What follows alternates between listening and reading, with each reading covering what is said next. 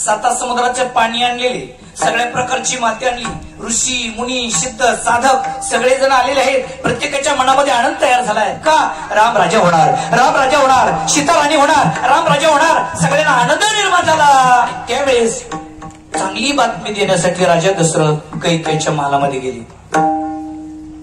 कैकेयीने आपले केस सोडले, रुसून बसली, रडायला लागली, डोळे लाल केले आणि हट्ट धरून बसली. काय म्हणता तुम्ही? ज्येष्ठाशी धाडावे धुरी, कनिष्ठाशी राज्यपद, त्या रामाला वनवासाला पाठवा आणि माझ्या भरताला गादी द्या. शब्द कोणाचे? राजा दशरथाच्या समोर हे शब्द कानावर पडले. राजाच्या हृदयामध्ये बाण खोचल्यासारखं झालं. राजा भीषित पडला. काय म्हणतेस कैकेयी? माझ्या भरताला गादी, रामाला वनवासाला पाठवा. अगं तुझ्या भरताला गादी देतो पण रामाला वनवास नको ना. नको माझ्या रामाला वनवास, नको माझ्या रामाला वनवास. कैकेयीने सांगितलं तुम्ही शब्द दिलेला आहे, रामाला वनवासाला पाठवलंच पाहिजे.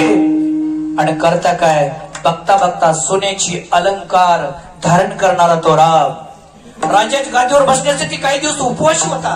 वशिष्ठ ऋषीने सांगितलेलं होतं काही दिवस तुम्हाला उपवास करावा लागेल.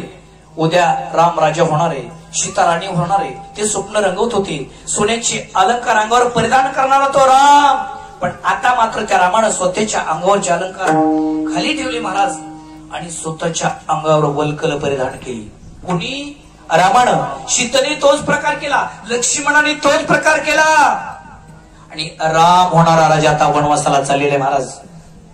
ज्येष्ठाशी धाडावे दुरी दिगंतरा, तयाचा समाचार नाही आम्हा, त्याचा शब्द सुद्धा माझ्या कानावर पडला नाही पाहिजे. अरे राम कुठे हे सुद्धा आपल्याला कळलं नाही पाहिजे. इतक्या लांब रामाने वनवासाला जावं. कैकेयीचा हट्ट होता महाराज, स्त्रीचा हट्ट, राजाचा हट्ट, बाल हट्ट, याच्या पुढे काही कोणाचं चालत नाही. खरंय महाराज. आणि राम वनवासाला गेला. परिणाम आहे का? त्यांच्या मनामध्ये कोणती भावना झाली? माझी कैकेयी माता, माझे दशरथ